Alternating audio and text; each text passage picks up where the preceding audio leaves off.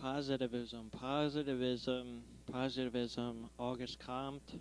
That's what I'm talking about.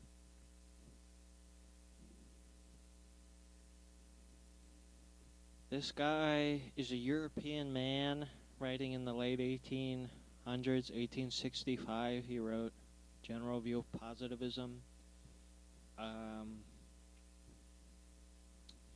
I'm just going to read the words that he chose to capitalize so you get a picture of what kind of guy this guy is. Progress, human progress, but the revolution, social order, sketched out by the great Aristotle. The case of sociology, biology, humanity. Middle Ages,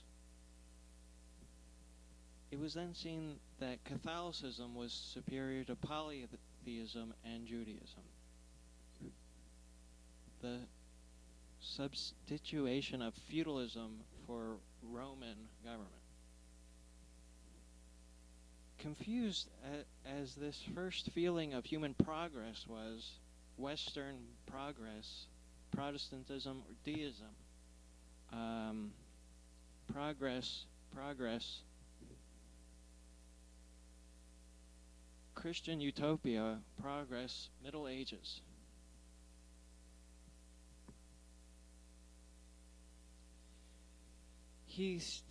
The French Revolution has been going on for 60 years, and this guy's in Europe. This guy's writing,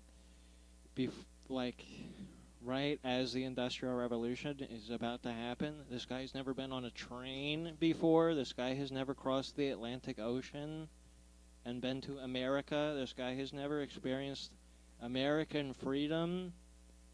So,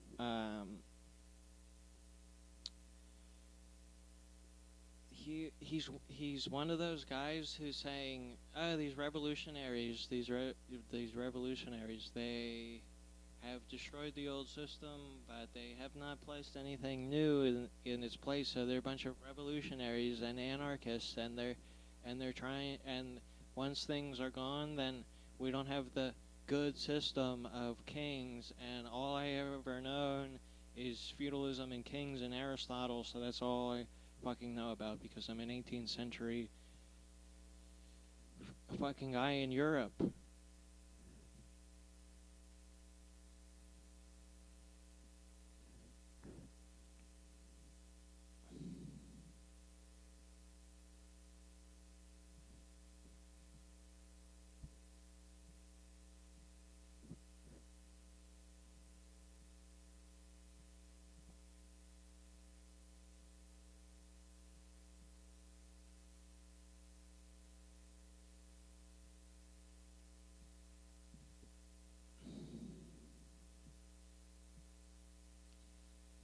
It was a final outbreak in which men showed their irrevocable purpose of abandoning the old system altogether and proceeding at once to the task of entire reconstruction.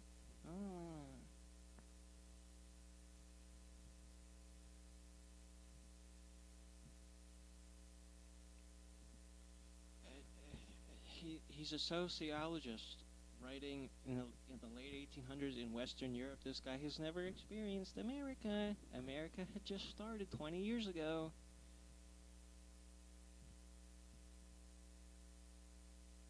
This guy has never even heard about America.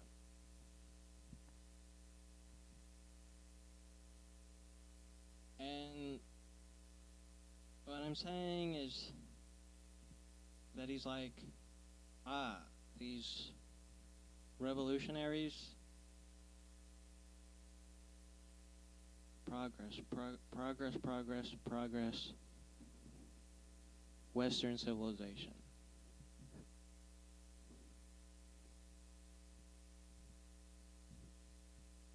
He's one of those people who equate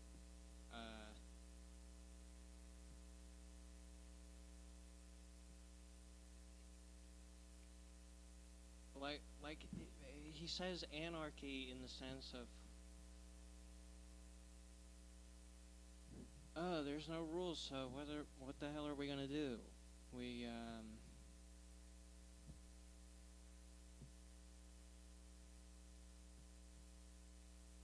these guys are revolutionaries.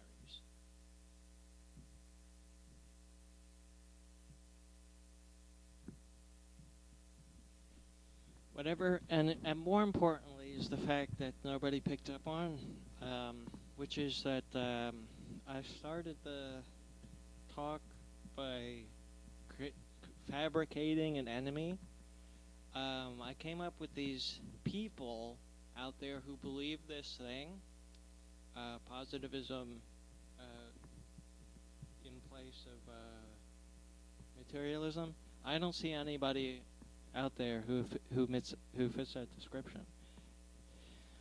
What I'm pointing out to you is that when people talk about people, there's usually no people on the other side of those people.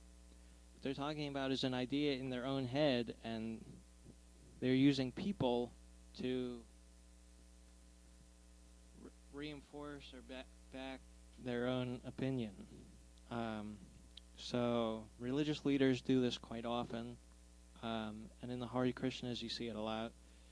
They have these guys, these Mayavadi philosophers. So as soon as you get there, day one, they start indoctrinating you with this idea that there are Mayavadi philosophers out there, and that it's a big deal. You should not listen to these Mayavadi philosophers.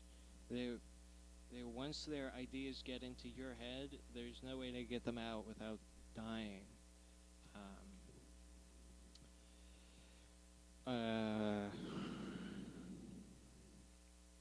So you're gonna sit there day in and day out and receive this message that the Mayavadi philosophers are coming after you and they're gonna get your mind. And the only thing keeping you safe is the devotees of Krishna here, blah blah blah. But in reality, you find out that there is no such thing as Mayavadi philosophers. Nobody is setting themselves up. I believe in a stupid thing that is wrong. I don't even know how stupid I am. I'm sitting here on the throne and people are worshiping me, but I'm just really dumb. And I believe the wrong thing.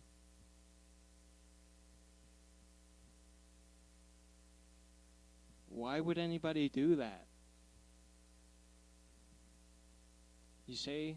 Because there is nobody who believes like you say they do. You have a fake enemy. Here's what you do. You set up a fake enemy. The enemy's watching on all sides, and you got to always be vigilant and be careful so the enemy doesn't poison your mind. But there is no Mayavadi school or philosophers describing a non-existing entity. Doesn't.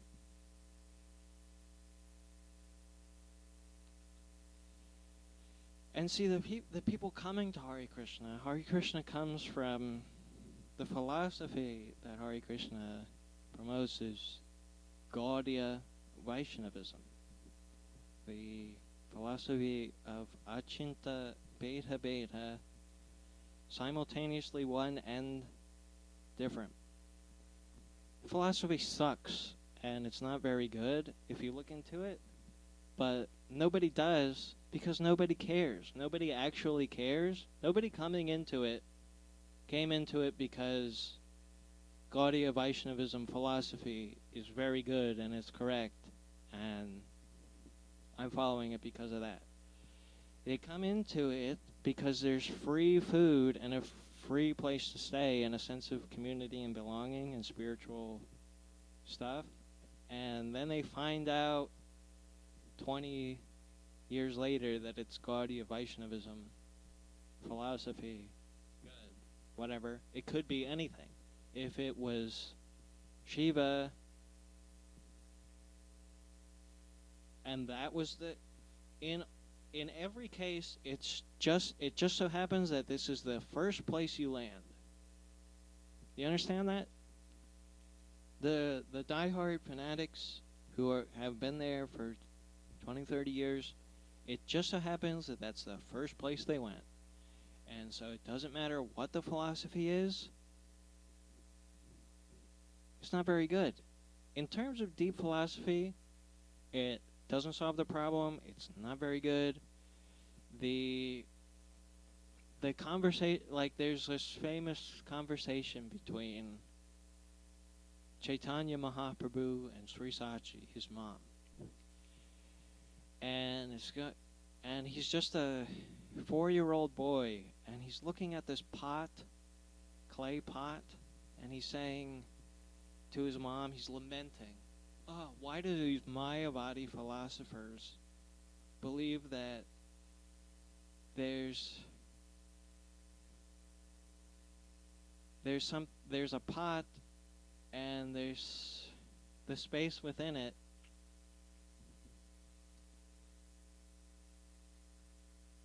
and there's nothing, and why these people." The philosophical argument goes that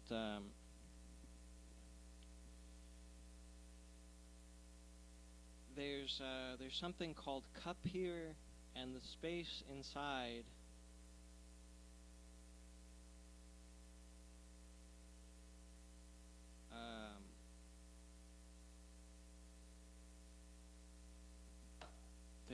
there's nothing, and then there's a space inside, and that the cup is made out of clay.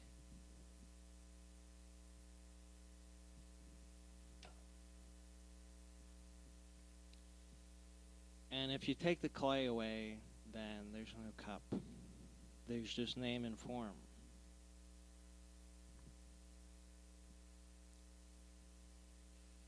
But the Gaudiya Vaishnavas say that that name and form exists. Even if you take away the clay, then there's still something called cup. But it's fucking wrong. Okay? Stupid. And it's a 4-year-old saying it. So, and it never happened. So it's just a story.